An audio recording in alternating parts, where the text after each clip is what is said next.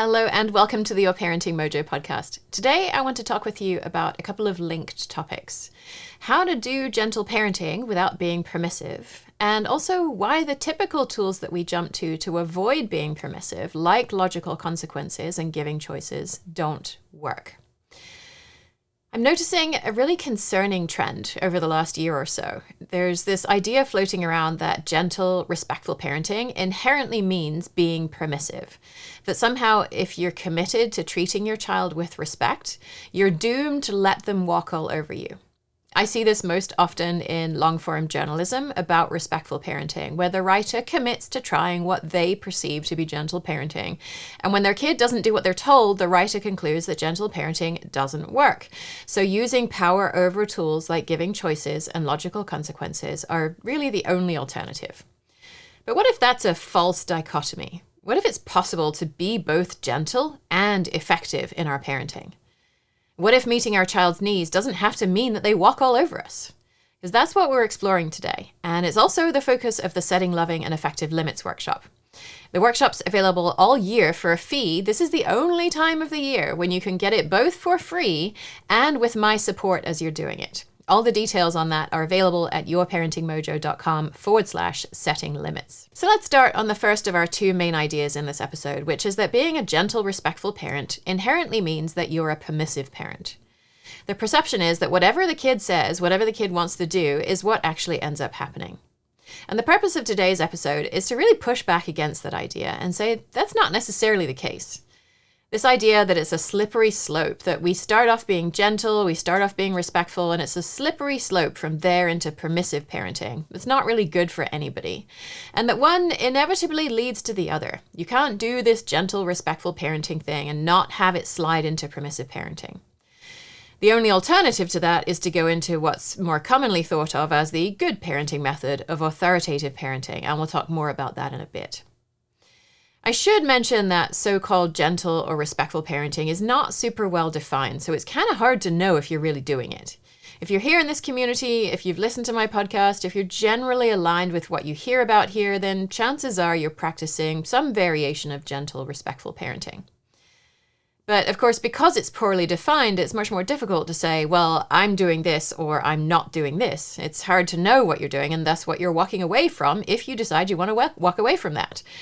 And what are we walking towards, right? If we're saying, well, no, I don't want to be a gentle, respectful parent anymore, what are we walking towards? The sort of 4 parenting styles that you see quoted around all the time, and I'm going to raise my hand on this, right? I uncritically presented these 4 parenting styles really early in the podcast episodes. I think it was around episode 20 where I walked through what they were and said which one is the best one. And I didn't really look at the research behind it. If you've heard of these 4 parenting styles, you know there's neglectful, authoritarian, permissive, authoritative, and it's organized on this quadrant with warmth on one axis and demandingness on the other axis.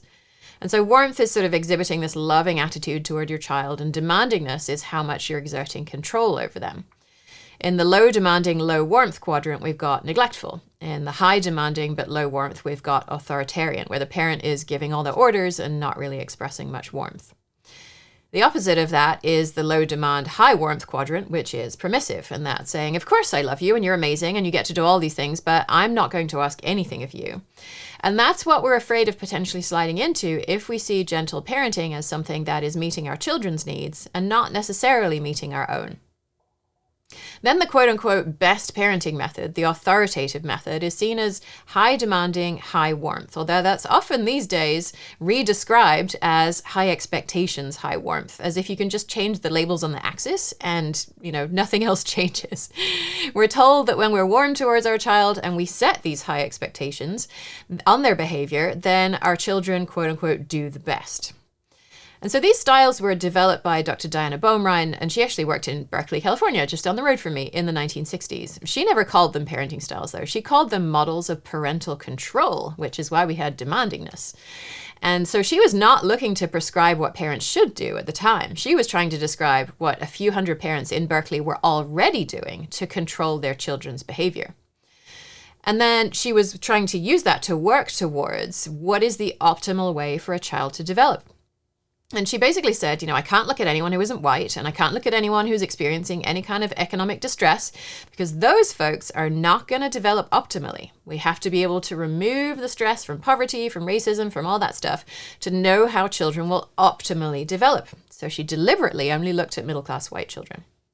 And she noticed these 4 methods of what she called parental control. But also, in one of her papers, she found a few parents using another method. She actually called it harmonious. And that was where the parents refused to rate themselves on the demandingness scale. And those parents were doing things that sound an awful lot like the ideas we talk about here on the show and in our communities, where we're actually considering the child's ideas and needs as just as important as our own. And Dr. Baumrind found 6 children whose parents were using this harmonious approach. And she said the effects were universally positive among the girls. And I think she said something like they're easy to control. I think the word she used was actually tractable, which of course is her criteria for whether a parental method is worth using or not. But there were 2 boys in this sample, and she said the effects on the boys was universally negative. She thought it made them effeminate. So based on this tiny sample of 6 children, 2 boys, she never really looked at this idea of harmonious parenting again. And so I think it's really important to know these 4 methods, these 4 styles that are presented all the time are not, parenting styles, and they're also not the only ones. And just because she described 4 of these styles doesn't mean there aren't other styles out there, other ways of interacting that may even potentially be better for our kids. Because she found one herself. And the fact that she didn't choose to study it tells us a lot about our culture and what we expect parents to do with their children, which is to control them. I also think a thing that a lot of parents don't know about the person who developed the parenting styles is she was an avid proponent of spanking. Dr. Dinah Baumrind co-authored a paper with Dr. Robert Larslier, who's written about spanking for decades on the positive side.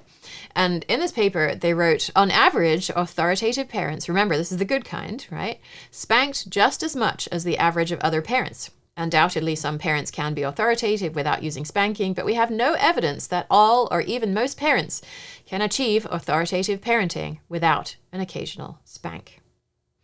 So again, this is the good kind, right? The high warmth, high demandingness. Dr. Baumrind, who developed these parenting styles, these methods of parental control, is saying you kind of have to spank your kid to be good at it, that this is an integral part of parenting, and we expect you to spank your child to control them. And to me, that's kind of problematic. I don't think we can really strip out the spanking and expect authoritative parenting to be what it was when Dr. Baumrind described it.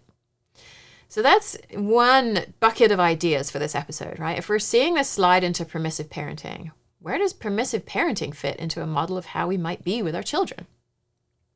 The next piece of this is that people who are moving away from this gentle, respectful parenting model basically are thinking that gentle, respectful parenting is permissive parenting. The 2 are synonymous. You can't be a gentle, respectful parent without being a permissive parent. And so if we know we don't want to be a permissive parent, right, the only alternative that we are given to respectful, gentle, permissive parenting is this authoritative parenting. But here's this kind of core idea that I want to float out to you today. What if this isn't true, that gentle, respectful parenting has to be permissive? What if that idea is not true? What if there was a way that we could be gentle towards our children and meet their needs, and also meet our needs as well? Which is what makes this not permissive, right? It's permissive when it's only the child's needs that are considered. It's not permissive when our needs are considered too. What would have to be true for that to happen? Well, for that to be true, we would have to understand our needs. We would have to know what our needs are. We would have to know that something like getting out the house in the morning is not a need. It's not a need. The English language allows us to use the word need, like I need to get out of the house in the morning on time. Actually, that's not our need. Our need is for responsibility to our coworkers. It might also be for ease, for harmony, for collaboration with our children. We can have multiple needs, but our need is not to get out the door on time in the morning. Getting out the door on time is a strategy to meet the other needs that I mentioned.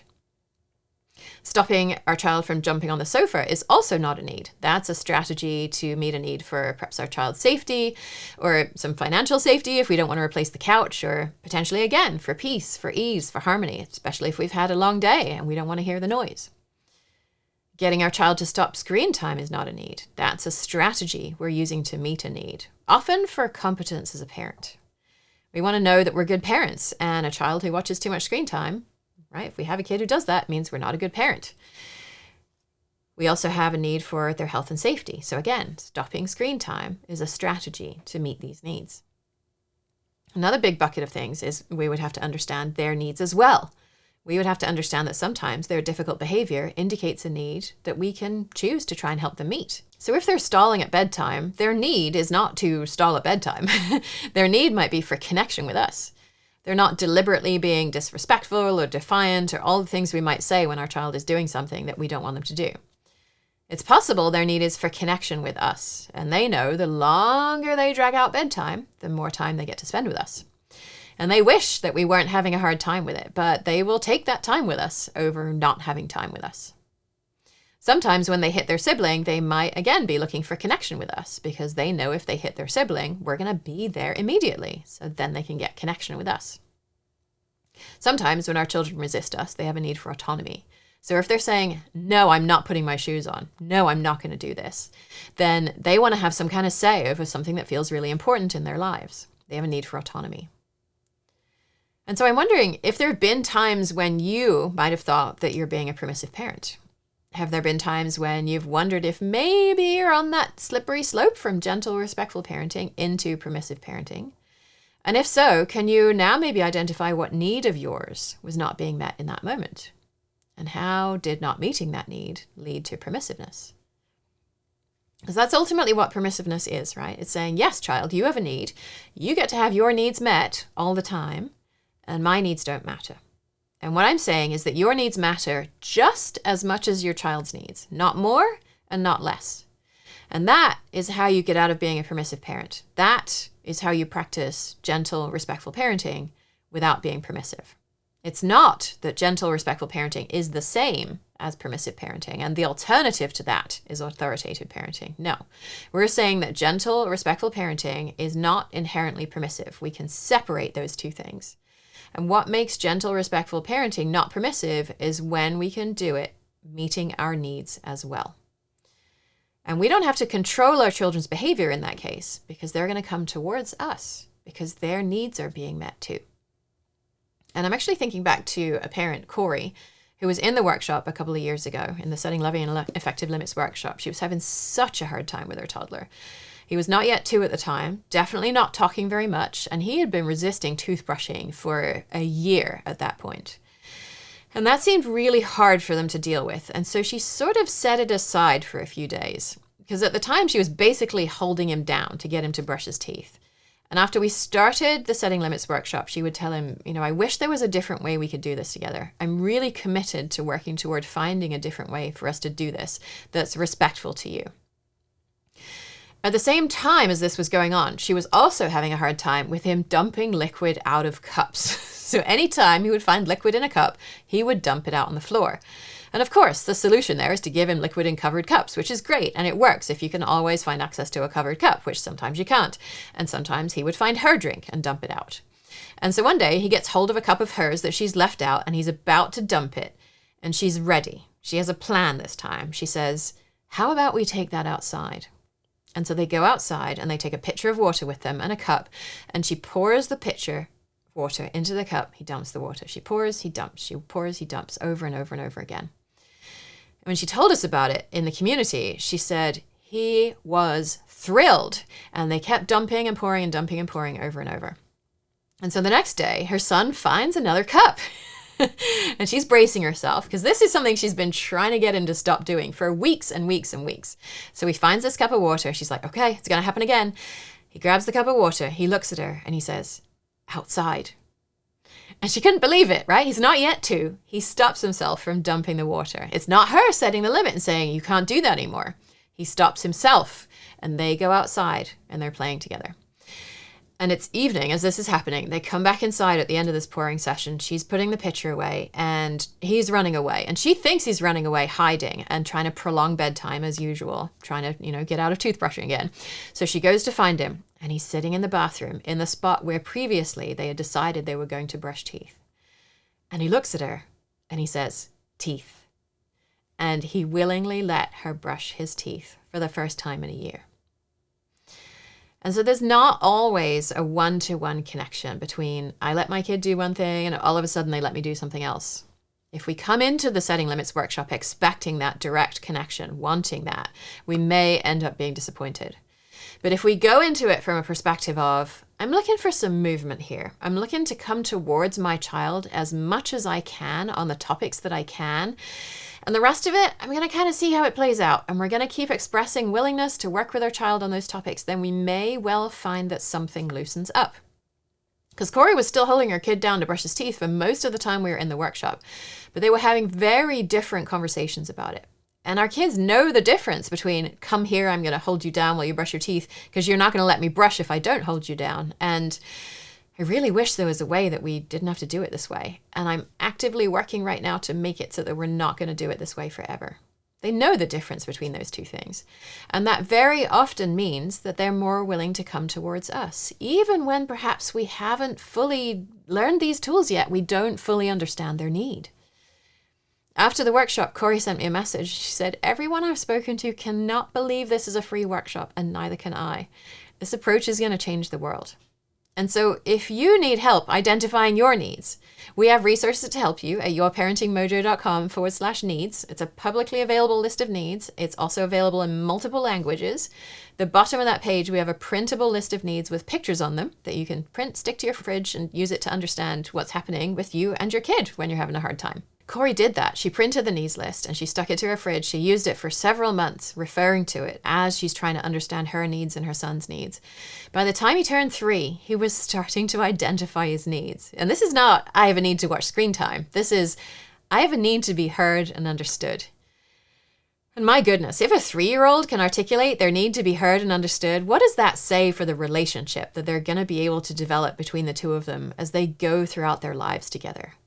Because that's where I want to be, right? And that is not permissive parenting.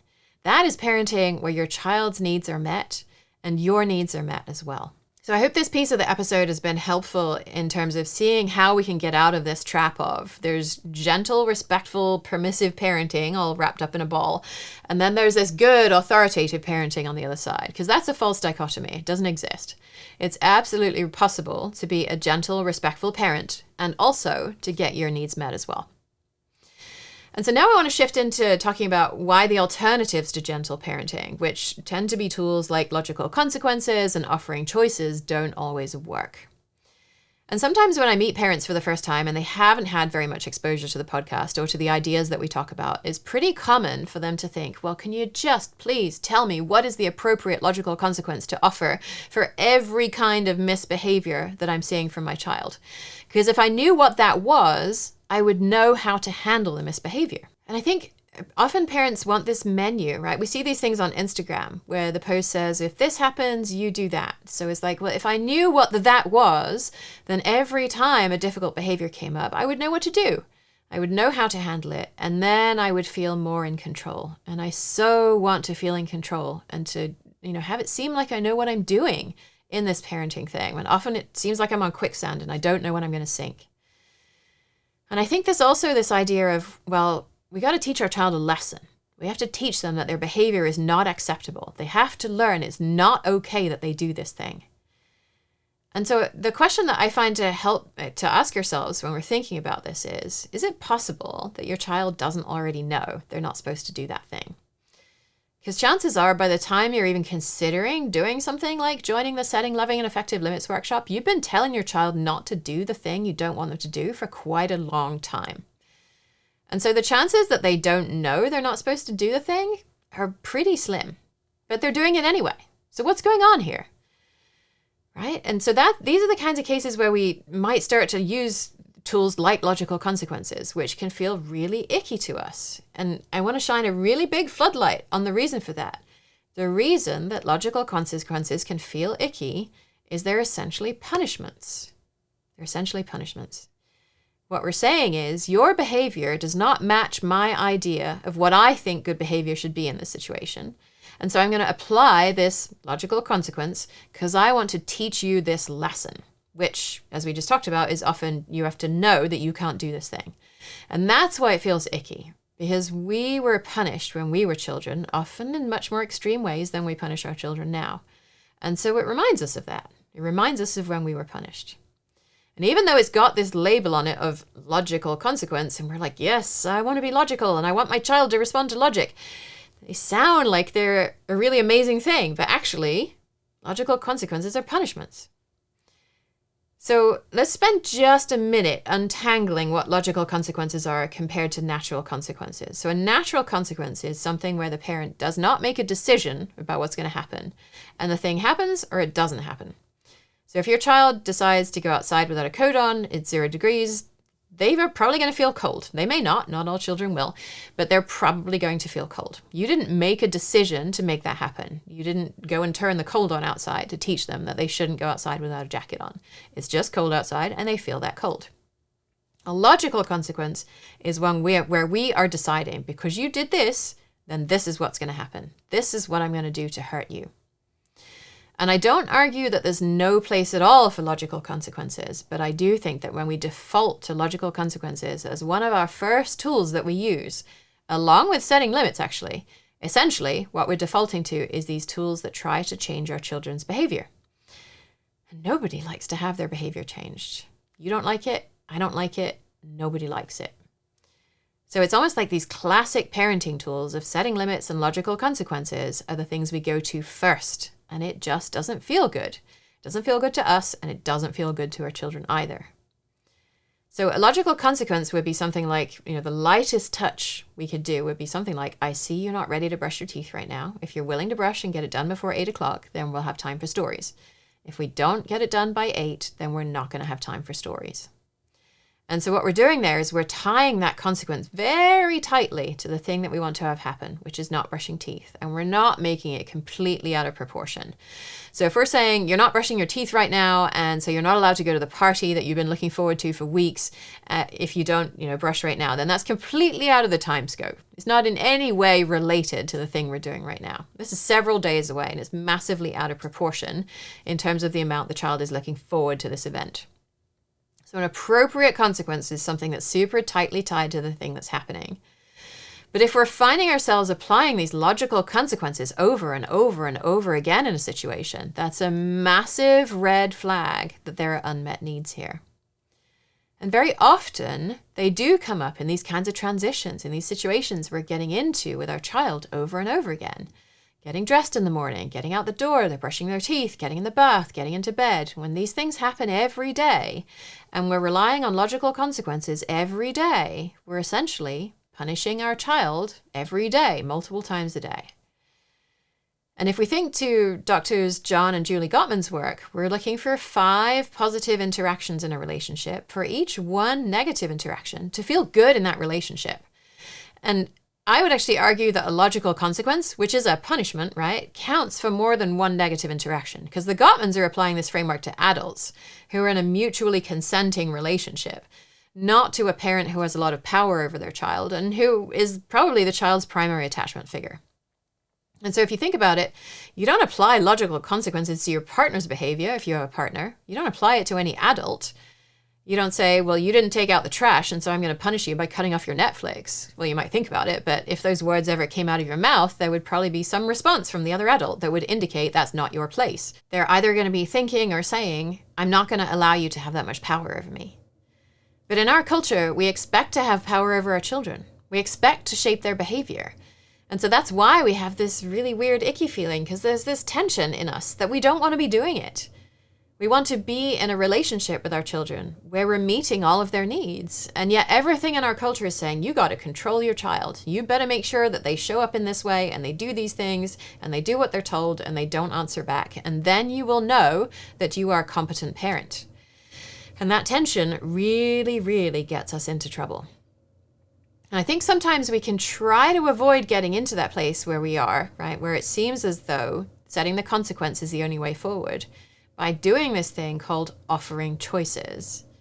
And episode 181 goes in a lot more detail at why giving choices doesn't work, and I'll post a link to that in the show notes. But I just want to cover briefly here, the reason that giving choices doesn't work is because when we decide what are the 2 available choices to our child, we don't consider all of the needs the child might be trying to address through their resistance. So for example, if I'm thinking back to a parent that I coached where they were offering, they wanted the kid to wash their hands. So they said, well, do you want the pink soap or the green one? And so that's a choice, right? Both of these choices are acceptable to the parent. And that's the sort of framework that you hear a lot from respectful parenting advocates, that both of the choices have to be acceptable to you. And the thing about the choice is it doesn't consider what are the child's needs. Why is the child resisting?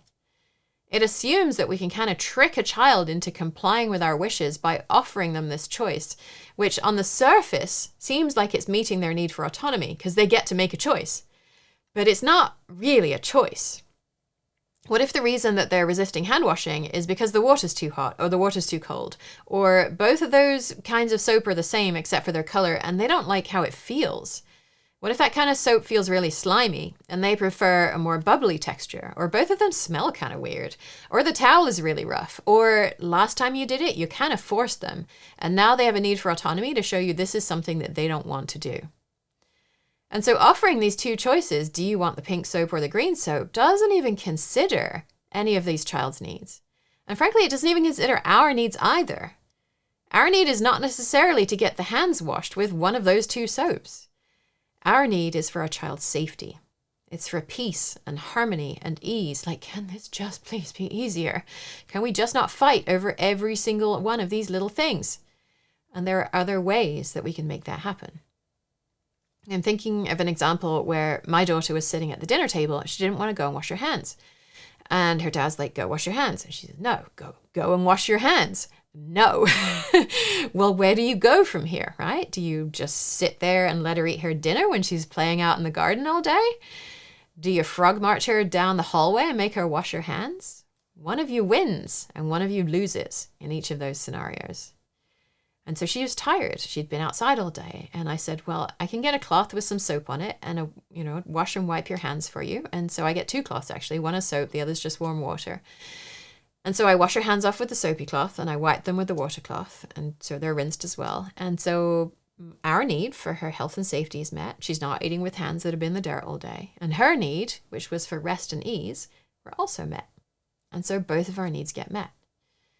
And so that's where we're going. Right? When we see this resistance in our child, that resistance is telling us what you're asking me to do does not meet my need. And that's so difficult for us to hear as parents because we weren't allowed to say that. We would have been punished for saying that to our parents. And so when we hear it from our children, it's like this big fire goes off in our heads, like, you're not allowed to say that. You're not allowed to say that you're going to not do something that I'm asking. And so we think that by getting the child to do this particular thing, we will get our needs met. But actually, there are so many other strategies we can use.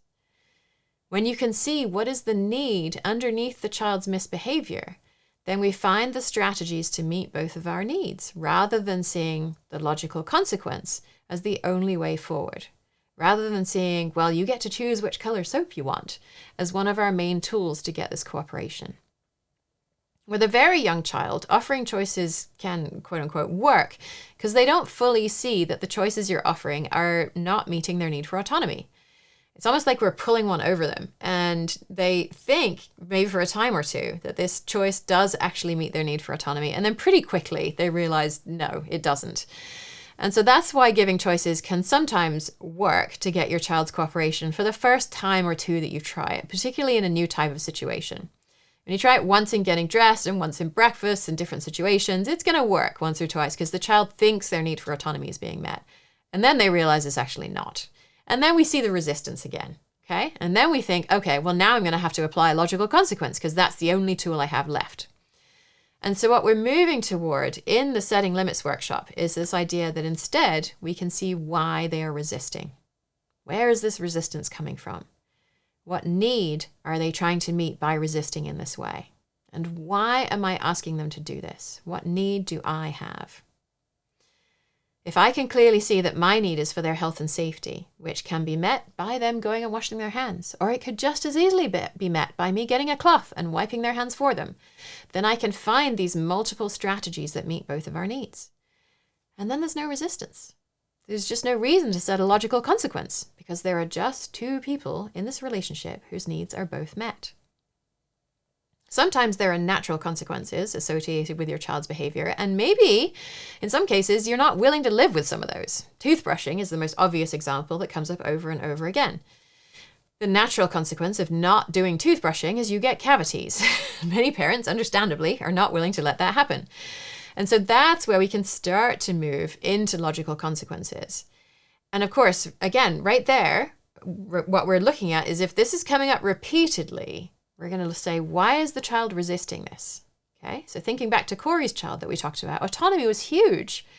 And when Corey was able to move toward her child and allow him to pour water out in the garden over and over again, completely unrelated to toothbrushing, meeting his need for autonomy, he's now more willing to come toward her on the toothbrushing.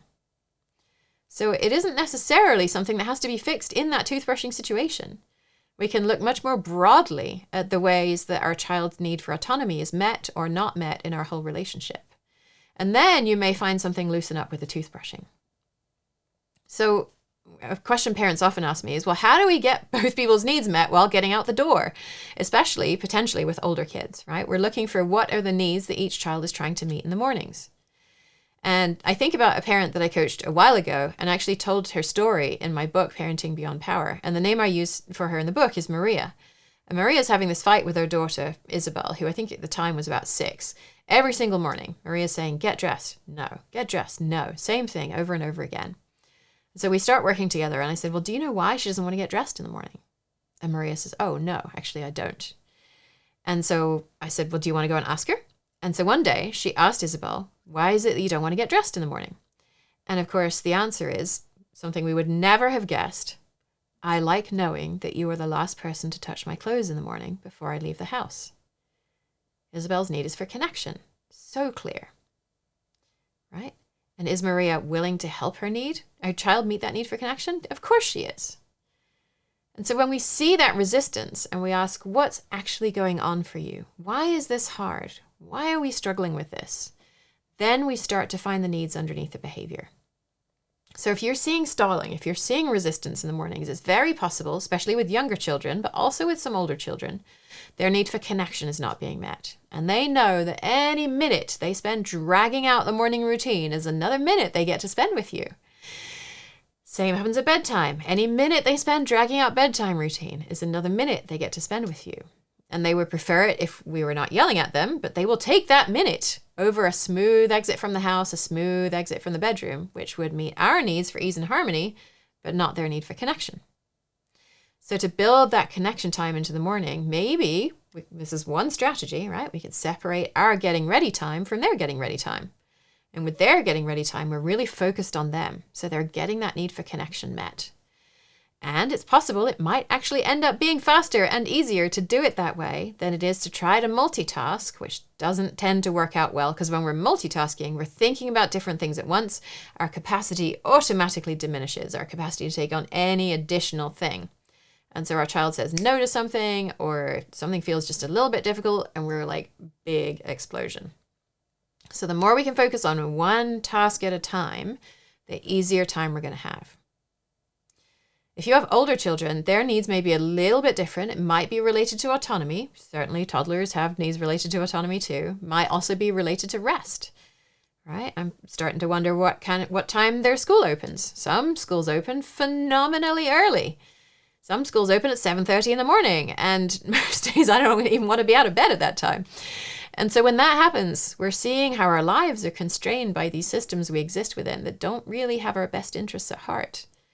And so if we're making the choice to exist within those systems and our kids are in school and we've decided that's the best strategy that meets the most of our family's needs for right now, then we're really looking at, well, how can we maximally meet everybody's needs within that framework? So if we have a child who's not getting enough rest, is it possible we can work with them to help them get more rest earlier in the evening so they're then able to get out of bed in the morning? Is it possible they actually don't have to have breakfast before they go, that we can have breakfast options that can be portable and go with them? So maybe they could still be resting for that time when previously they've been trying to eat breakfast. How can we make transitions as easy as possible? Even simple things like putting socks in a bucket next to the door so shoes and socks are right next to each other. Making toothbrushes more accessible. Maybe if we live in a 2-level home, maybe we could bring the toothbrushes down to the downstairs bathroom. So we get dressed, we do everything upstairs, and then we come downstairs. There's no reason to go back upstairs again.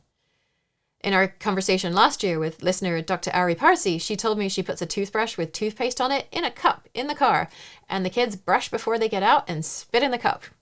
Anything we can do to make this easier is going to be really important.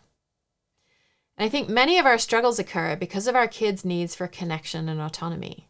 So again, as with the autonomy example I mentioned earlier, we don't have to try to fix this only within this tight window of time in the morning when we're getting out the door.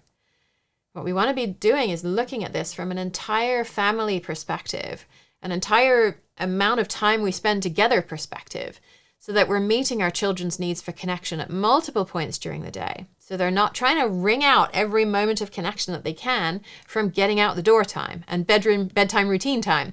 So then they stop the stalling in the morning and at bedtime as well. Same for autonomy, right? We can address that outside of the mornings, about the mornings, and say, how do you want your mornings to go? How do you want me to support you in the mornings? Oh, and this child wants to be supported in this way. This child wants to be supported in that way. Oh, and I'm going to be getting ready for work at some point too. So let's work together and see how all these pieces fit together, because I think we can do this. And then what else in their lives do they think they don't have enough autonomy over? What decisions do they want to be able to make that maybe until this point we've said, you know what? No, that's not your decision to make. Can we say, okay, here's what I'm worried about. Here's what I'm worried is going to happen if you make this decision for yourself. And is there a way we can meet my need for your safety and whatever else is going on, and also meet your need for autonomy and whatever else is going on for you? And then we end up in a place where their need for autonomy is met.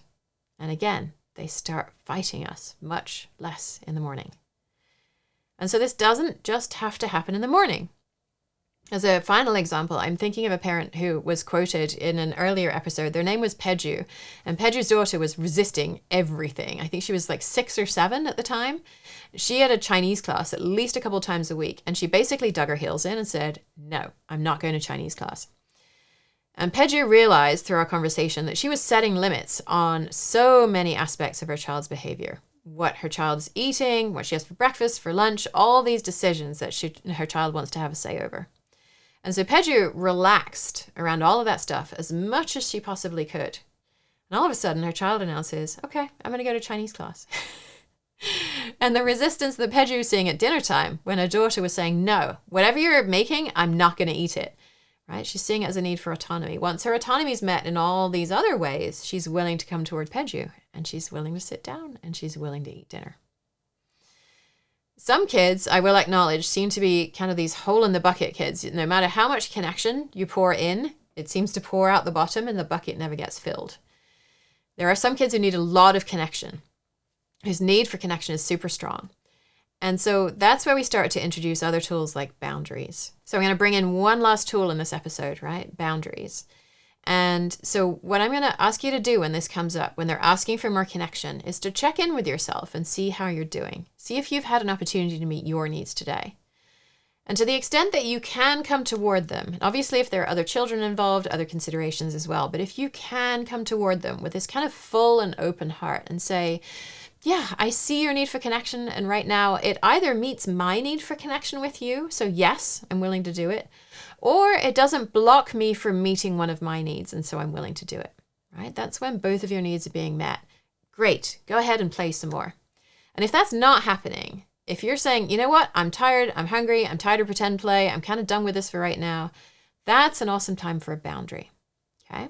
We're going to talk a lot more about boundaries over the course of the Setting Limits workshop. A boundary is essentially when we say, I am not willing to do X. I'm not willing to play right now.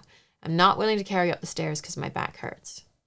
So whenever you see yourself start to feel these 3 red flags, frustration, anger, resentment, those are the things you want to look out for. If you're seeing any of those 3 things, you know you kind of stepped over your needs a little bit. You come a little bit too far towards your child, and you're going to set a boundary and say, you know what? I'm actually going to meet my need for rest right now.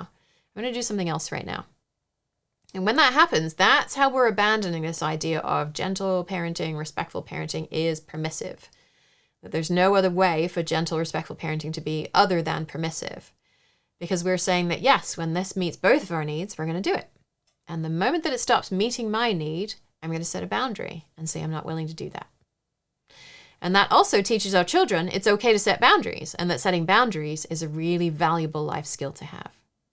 And I would love for you to start playing with that a little bit and just seeing to what extent can I move toward them in having these interactions, these really connective interactions. And where is the right time for me to say, and now I'm going to take a break. And sometimes parents will ask me, is it better to say I'm not willing to than I can't do that? And I would say yes, particularly if you're setting a boundary. Because very often when we're setting a boundary, it's something we physically could do. Right? I'm imagining I've just sat down to breakfast and my child is sitting with me. They want the green spoon. I could physically get up and get the green spoon. I'm physically capable of doing that. So when I say I can't get the green spoon, what I'm essentially doing is saying it's not possible. And that's not really true. So another way that it can come up is when there's something else happening that we really want to have happen and our child is asking us to play. So our child says, I want to play with you. And you say, I can't. I have to cook dinner. I can't. I have to work. And so what we're doing here is we're setting a boundary, but we're kind of making out like we didn't set a boundary. And I think the reason for this is really important because we learned when we were little that setting boundaries is not safe. That setting boundaries is tied up with this idea of I don't love you. That if you would ever set a boundary with your parents would say, you don't get to do that. You have to do what I say when I say it. You don't get to set boundaries. And so we use this camouflaging language of I can't do it as a way of hiding the fact that we're setting a boundary. And what we're actually doing when we say, I can't play with you, I have to cook dinner, is saying, I have a need for nourishment. I'm pretty sure in an hour you're going to have a need for nourishment too. And the strategy I am choosing to meet those needs is to cook dinner. And there are other strategies we could use. We could order food. We could ask a parent who's out to pick up food on their way home. We could get a pizza out of the freezer. We could eat leftovers. We could eat cereal for dinner. All of those are strategies to meet our need for nourishment. But we've decided the one strategy we're going to use is we're going to cook dinner. And maybe if our child has a need for connection, we could meet both of our needs. We could invite our child to help us cook dinner. We could give them a task that they can help with. We could talk with them. We could meet their need while we're also meeting our need. Even, right, if I am recording a podcast episode, I might say to my child, if she's out there wanting to play, I can't play with you. I have to work. And what I'm actually doing is saying, I have a need for responsibility to you, right? To listeners. And my need for responsibility is really important to me. And so if I say I can't, I'm kind of denying that. And I'm making out like I'm not the one making the choice when really I am. So I can say to her, I'm not available to play right now. I'm going to be recording for the next hour and then we can play after that. And so that makes it more clear. It's my choice. I'm prioritizing my need for responsibility to you over my need for connection with her, and also over her need for connection with me for just a few minutes, right? For an hour. And maybe I might have seen this coming, and I might have thought, okay, perhaps we should get our connection time first thing in the morning to make sure that happens before I record today. And then probably that transition is going to be a little easier to navigate. So this I am not willing to is a really useful phrase to use. And I'm going to leave you with one final nugget, which is the flip side of that phrase, which is, are you willing to? It's kind of like magic dust in your relationship with your child. Because if you start saying the phrase, are you willing to, before you ask them to do things, and you have to start doing it, particularly when you get started, but really always, this has to be something they can say no to. It can't be, are you willing to brush your teeth? And they say no, and you say, okay, well then I'm going to make you brush them. It has to be genuinely their choice. But the more that you can say, are you willing to, the more you're allowing them autonomy in the relationship. And really, everybody craves autonomy. And where it starts to get really magical is when your child starts saying it back to you. And they say, are you willing to play with me right now? Are you willing to sit with me in bed because I'm feeling really lonely and I have a need for comfort right now? Are you willing to sit with me while I fall asleep? Right? When we start to hear that from our child, that they're actually considering our needs. And they're asking us to consider our needs as well and make space for both of these needs in the relationship. That's where I want to be. That's where I want to be in my relationship with everybody around me. And that's where I want to help you get to in your relationship with your child as well. So let's bring all these ideas together. So gentle, respectful parenting does not have to mean permissive parenting. Logical consequences and offering limited choices don't always address, in fact, very rarely address the real needs at play. What works much better is understanding both of our needs and our child's needs, right? And finding ways to meet all those needs together. And so if you need more help applying these ideas, I would so love to see you in the free workshop, right? It's totally free. Setting Loving and Effective Limits starts on May 7th. That's less than 2 weeks away. Over the course of the workshop, we're going to dive deeper into identifying needs, setting boundaries where they're the most appropriate tool, finding strategies that work for your unique family in each situation that you find yourself in. We are going to learn how to set limits effectively because you do need to know how to do that. But when you use all these other tools first, you'll find that you just don't have to set limits anywhere near as much as you are right now. And your needs will be met more than they are right now.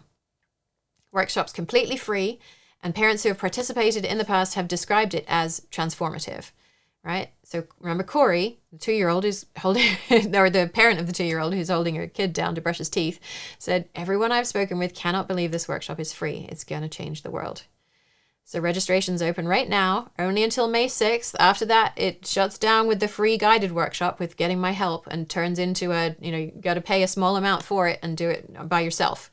So make sure you get in now while it's free. Head over to yourparentingmojo.com/setting limits to reserve your spot, right? I've redesigned it this year to be super, super accessible for busy parents. All the content is emailed to you. There's nowhere to log in. Participate anytime that works for you. And I will be there along with our community to help you over the next few weeks. And you get my help in our private community. Ask questions anytime you're online. I'll give you a personalized answer for your specific situation.